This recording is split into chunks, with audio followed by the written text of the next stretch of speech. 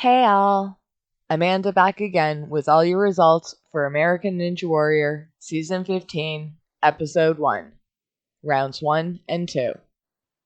Each round consists of 30 ninjas, 22 men and 8 women. The men in 12th and 13th place race head-to-head for final position.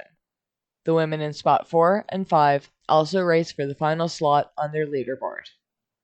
Whoever completes the runoff course first, or goes the furthest the fastest, moves on to the semifinals. Round 1 consisted of the following 6 obstacles. We had the pole vault, followed by roller coaster, which led into domino effect. We then saw the new getaway, the new lasso launch, and of course, we ended with the warped wall. If any ninja hit a buzzer in under 1 minute 20 seconds, they would earn their one shot at the newly heightened mega wall, now reaching 18.5 feet. Should any athlete hit the mega wall buzzer, they win $10,000.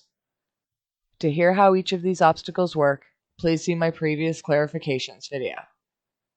As for round 1 competition, in top spot on the men's leaderboard was Luke Dillon, whose run was inexplicably digested. From what little we were shown, he had quite the stumble from the landing pad after lasso launch down to the runway before the warped wall. But even with that misstep, he was still able to hit the buzzer in 1:18.68, earning a shot at the mega wall. Unfortunately, he missed considerably. The second spot position went to 17-year-old rookie Noah Muehlner. Boyfriend and fellow ninja Addie Herman, Noah flew through the course with little hang-ups and managed to hit a buzzer at 1:19.91, just barely earning his shot at the mega wall. Unfortunately, he just missed out on grabbing the ledge. Fan favorite Jay Lachey Lewis took third spot on the leaderboard. He was able to make it to the fourth obstacle in under 30 seconds, but just missed out on the mega wall by clocking in at 1:24.09 when he hit his buzzer.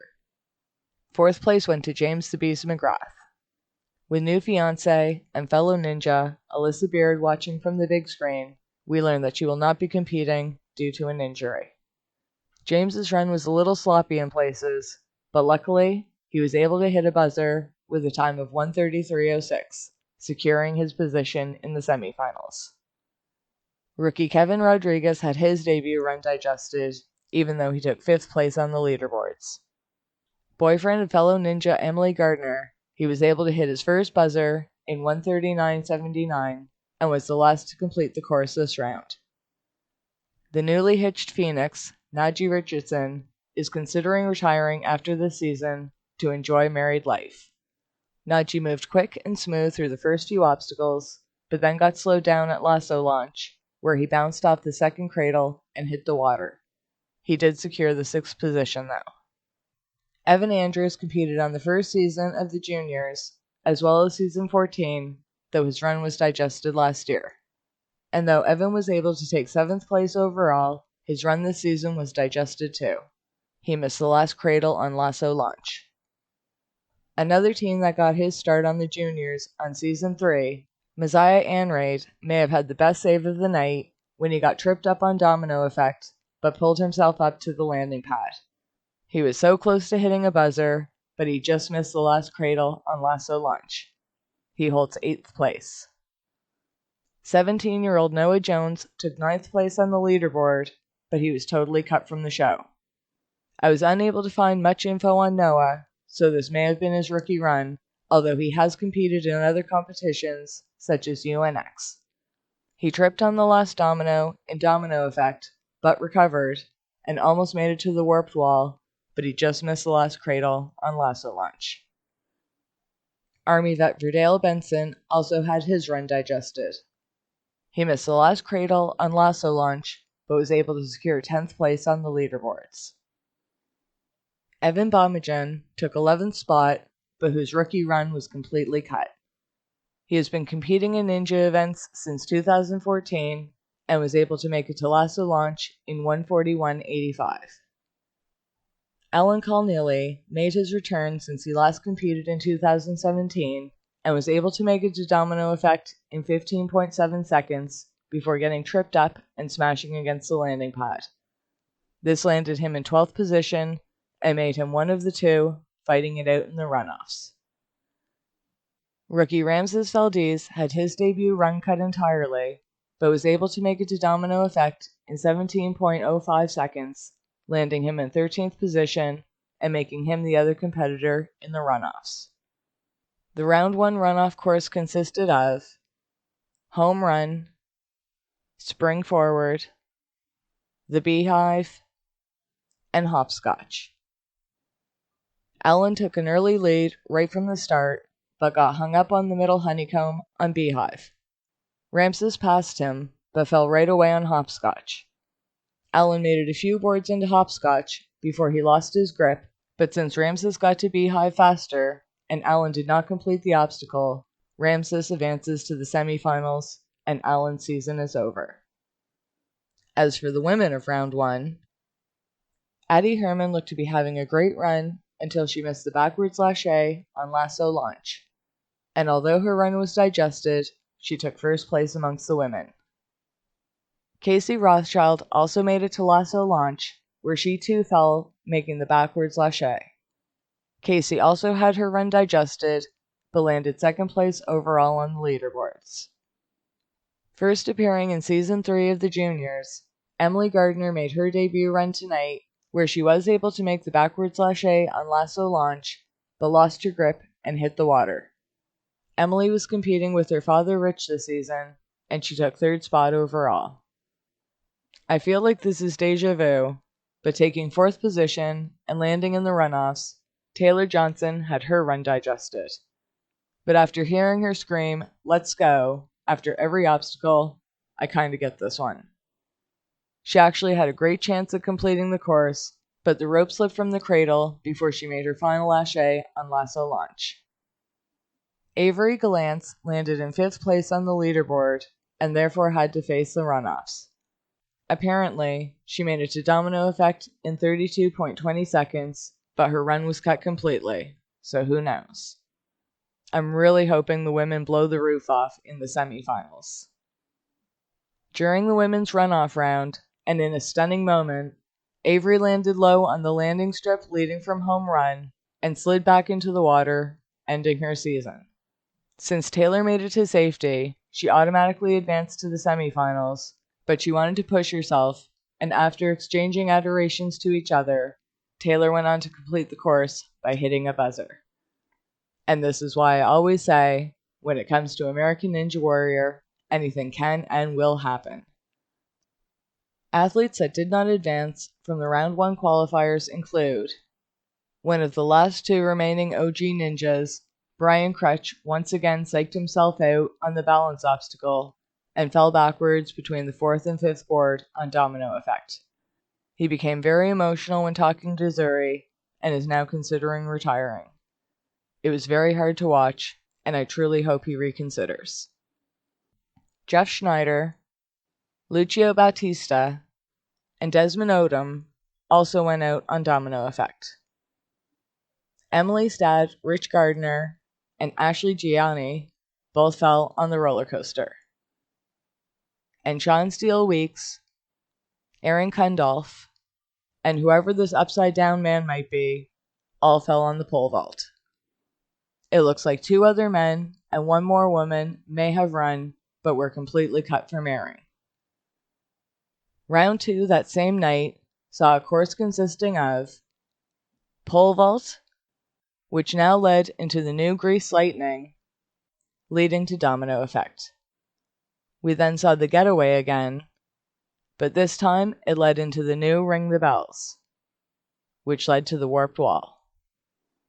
Round 2 competition saw fan favorite Kai Beckstrand returned and took first place on the leaderboard.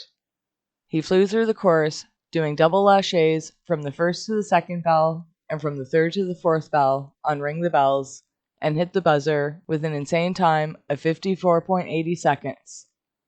Not only did he earn his shot at the Mega Wall, but he conquered it as well, winning $10,000. And in a run I would have truly loved to have seen in full, Jarrah Boyd returned for his 2nd season, having gotten his start in the juniors. Last year, he scaled the mega wall, winning $10,000, and this year was no different.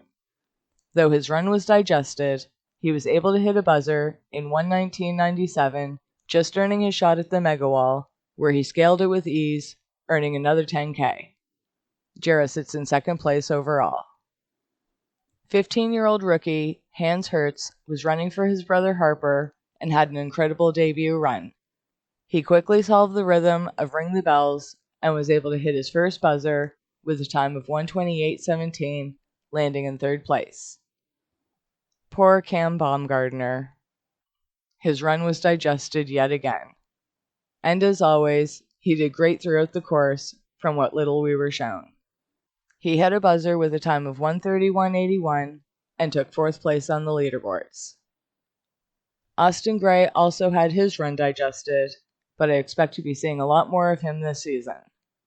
He hit a buzzer with a time of 1:44.88, and we saw more of him chatting with the hosts after the run than we were shown of the actual run itself. He sits in fifth place. Returning for his 10th season, Mike Salinzi also had his run digested. He was able to hit a buzzer with a time of 1:58.50.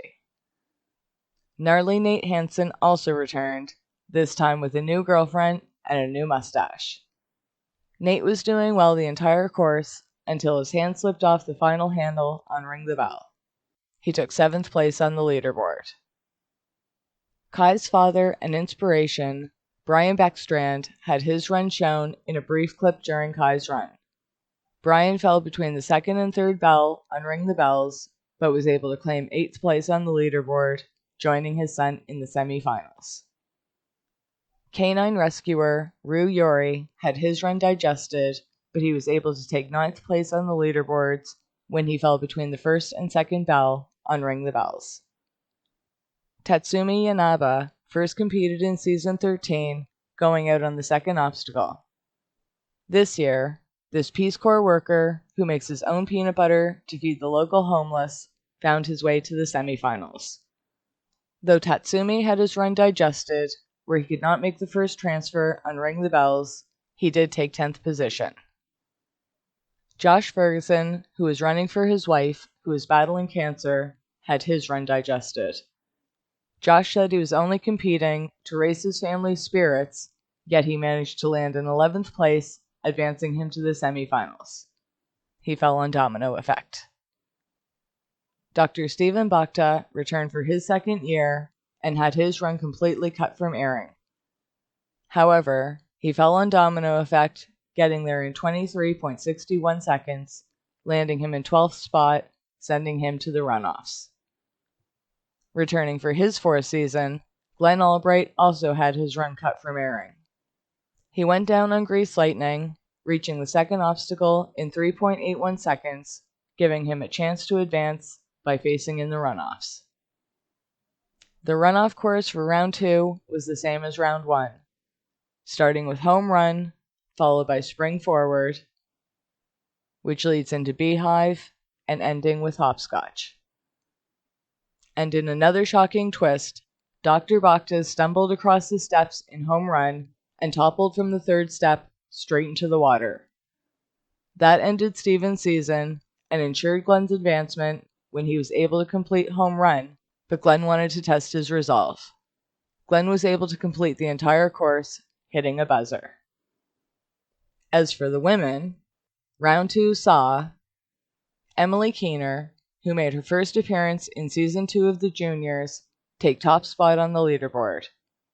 She hit her face on the pole as she started the course, but was still almost able to make it through before coming up short on the dismount from Ring the Bells. Her run was digested. Nurse Maddie Howard returned from taking a year off after giving birth and showed that she had not lost her touch. She gave us all a scare when she almost fell backwards from the landing pad after surviving Grease Lightning. This may have been foreshadowing, as moments later, she cleared Ring the Bells but bounced off the landing pad there, this time sending her into the water below. Maddie took 2nd place overall.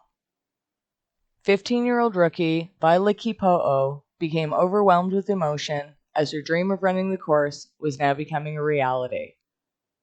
Violet just got her feet up in time on pole vault, but showed her strength from that point on.